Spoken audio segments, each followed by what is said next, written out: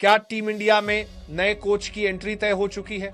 क्या बीसीसीआई ने खुद गंभीर के विकल्प की तलाश शुरू कर दी है?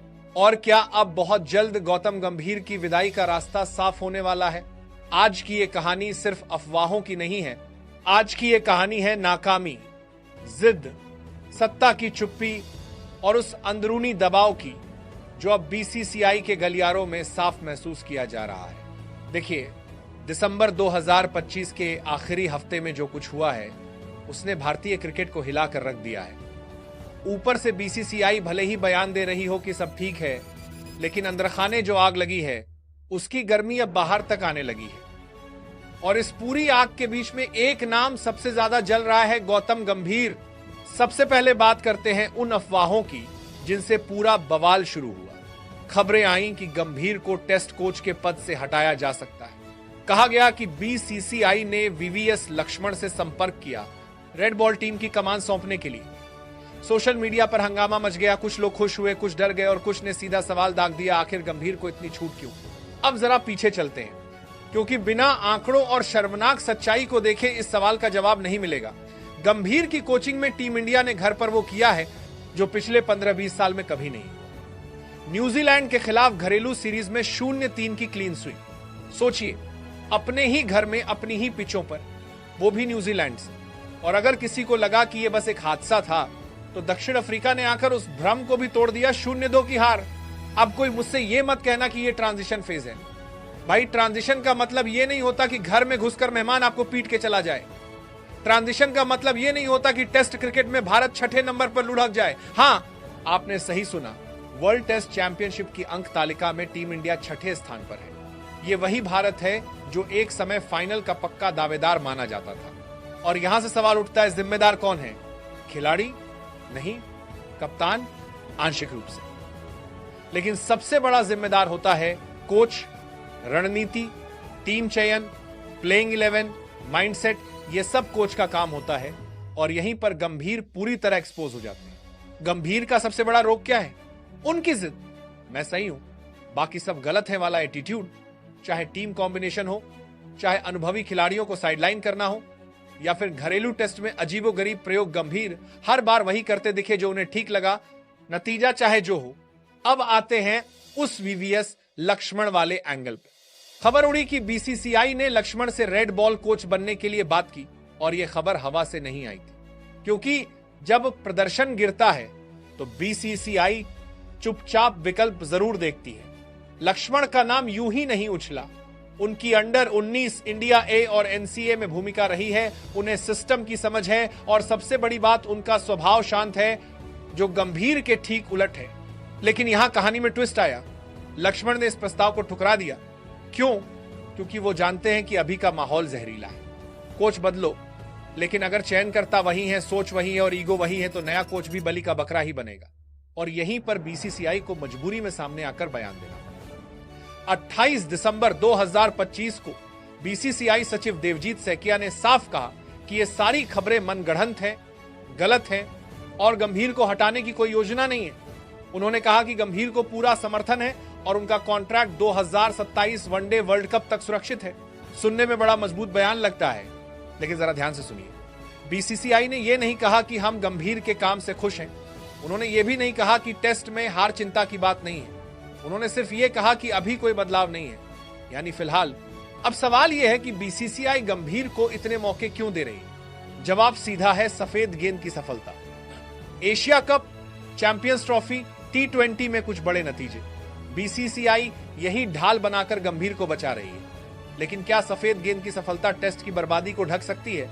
बिल्कुल नहीं। टेस्ट क्रिकेट किसी भी देश की असली पहचान होता है, और अगर उसी फॉर्मेट में आप घर पर लगातार पिट रहे हो तो यह सिर्फ हार नहीं, यह सिस्टम की नाकामी होती है। और इस सिस्टम के दो सबसे बड़े चेहरे हैं, गौतम गंभीर और अजीत अगरकर।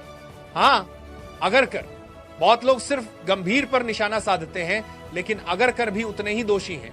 चयन में कंफ्यूजन, कभी बहुत ज्यादा युवा, कभी बिना तैयारी के डेब्यू, कभी अनुभवी खिलाड़ियों को अचानक बाहर कर देना, यह सब चयन समिति की देन है। और गंभीर अगरकर की जोड़ी अब टीम इंडिया के लिए बोझ बनती जा रही है। बीसीसीआई ऊपर से चाहे जितना इनकार कर ले, लेकिन अंदरखाने समीक्षा शुरू हो चुकी है।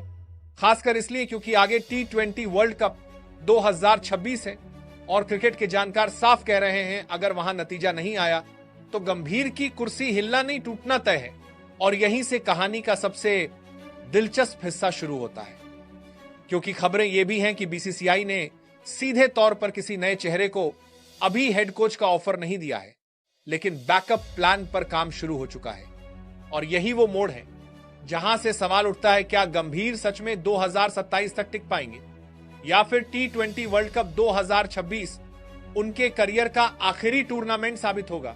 क्योंकि अगर वहां भी वही जिद, वही गलत फैसले और वही अहंकार दिखा तो इस बार बीसीसीआई के पास बचाने का बहाना नहीं होगा। और अब बात करते हैं उस सबसे बड़े अपराध की जिसकी कीमत टीम इंडिया आज चुका रही है और आने वाले वक्त में और भी चुकाएगी। वर्ल्ड कप जैसे बड़े मंच पर ऐसे खिलाड़ियों को बाहर रखना जो अकेले दम पर मैच जिताने की काबिलियत रखते थे, ये कोई छोटी गलती नहीं होती, ये क्रिकेटिंग क्राइम होता है। देखिए, वर्ल्ड कप कोई एक्सपेरिमेंटेशन की लैब नहीं होता। वहां मुझे लगता है या मेरी सोच ये है नहीं चलता, वहां चलता है सिर्फ और सिर्फ प्रूवन मैच विनर्स। लेकिन गंभीर की सोच हमेशा से यही रही है कि नाम नहीं, मेरा सिस्टम चलेगा। और इसी सिस्टम के चक्कर में ऐसे ऐसे खिलाड़ी बाहर बैठे रहे जिनका नाम सुनते ही विपक्षी टीम की प्लानिंग बिगड़ जाती थी। कभी अनुभव को बोझ बताया गया, कभी फॉर्म का बहाना बनाया गया और कभी फिटनेस का। लेकिन सच्चाई यह है कि कई फैसले सिर्फ ईगो से लिए गए, जो मेरे हिसाब से चलेगा वही खेलेगा। यही गंभीर की सबसे बड़ी कमजोरी रही है और यही कमजोरी टीम इंडिया को अंदर से खोखला कर रही है।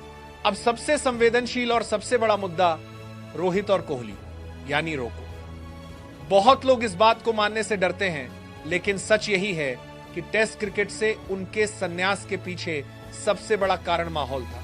और वो माहौल किसने बनाया? गौतम गंभीर ने। जब ड्रेसिंग रूम में सम्मान खत्म हो जाए, जब सीनियर खिलाड़ियों को हर फैसले पर सफाई देनी पड़े, जब उनकी राय को पुरानी सोच कहकर खारिज कर दिया जाए, तो कोई भी खिलाड़ी खुद से सवाल करने लगता है क्या अब यहां मेरी जरूरत है? रोहित और कोहली जैसे खिलाड़ी जिन्होंने भारतीय टेस्ट क्रिकेट को पहचान दी, अगर वही खिलाड़ी खुद पीछे हटने का फैसला करते हैं तो इसका मतलब साफ है कि कहीं ना कहीं उन्हें मजबूर किया गया। गंभीर ने कभी खुलकर कहा नहीं, लेकिन उनके फैसले, उनकी बॉडी लैंग्वेज और टीम चयन साफ इशारा करता रहा कि वो नए चेहरों को आगे लाने के नाम पर सीनियर खिलाड़ियों को धीरे धीरे साइडलाइन करना चाहते थे। और यही वजह है कि टेस्ट क्रिकेट से रोको का जाना सिर्फ एक रिटायरमेंट नहीं था, वो एक साइलेंट प्रोटेस्ट था। अब सवाल यह है कि बीसीसीआई ये सब देखकर भी चुप क्यों है? जवाब सीधा है, क्योंकि बोर्ड टकराव से बचना चाहता है। गंभीर का नाम बड़ा है, उनका पास्ट रिकॉर्ड है और मीडिया में उनका इमेज स्ट्रेट फॉरवर्ड कोच का है, लेकिन सख्ती और जिद में फर्क होता है और गंभीर इस फर्क को कब का मिटा चुके हैं। मैं तो साफ कहता हूं, अगर टीम इंडिया को आगे बचाना है तो गंभीर को सिर्फ एक फॉर्मेट नहीं, तीनों फॉर्मेट से हटाना चाहिए। आधे अधूरे फैसले अब काम नहीं आएंगे, या तो पूरा भरोसा या पूरा बदलाव। और फिलहाल गंभीर पर भरोसा करना मतलब भविष्य को दांव पर लगाना है। और जब बात नए कोच की आती है तो नाम ढूंढने की जरूरत नहीं है, नाम हमारे सामने ही है। MS धोनी और युवराज सिंह। हाँ, वही धोनी जिसने खिलाड़ियों को भरोसा दिया, डर नहीं। वही युवराज जिसने मुश्किल हालात में टीम को अकेले दम पर जिताया और हर खिलाड़ी की मानसिकता को समझा। धोनी कोच बने तो ड्रेसिंग रूम में शांति आएगी, क्लैरिटी आएगी और सबसे बड़ी बात, खिलाड़ियों को लगेगा कि कोई उन्हें समझने वाला बैठा है। युवराज कोच बने तो अग्रेशन आएगा, फियरलेस क्रिकेट आएगा और यंग प्लेयर्स को सही डायरेक्शन मिलेगी। ये दोनों मिलकर वो कर सकते हैं जो गंभीर नहीं कर पाए, टीम बनाना, सिर्फ सिस्टम नहीं। आज टीम इंडिया को ऐसे कोच की जरूरत है जो ईगो नहीं, एनवायरनमेंट बनाए, जो हार के बाद खिलाड़ियों को नीचा नहीं दिखाए बल्कि उन्हें बेहतर बनाए, जो सीनियर और जूनियर के बीच दीवार नहीं पुल बनाए। और अफसोस की बात यह है कि गंभीर अब उस प्रोफाइल में फिट नहीं बैठते।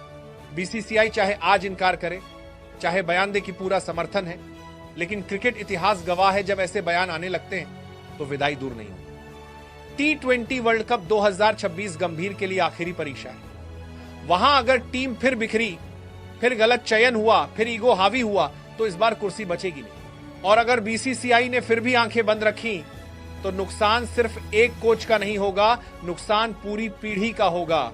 क्योंकि खिलाड़ी आते जाते रहते हैं, लेकिन गलत कोचिंग फैसले पीढ़ियों को पीछे धकेल देते हैं। अब फैसला बीसीसीआई के हाथ में है, जिद बचानी है या टीम इंडिया का भविष्य। वीडियो पसंद आया तो लाइक और चैनल को सब्सक्राइब करें, क्योंकि आपका सब्सक्राइब ही हमारी ऊर्जा है। जय हिंद, जय भारत।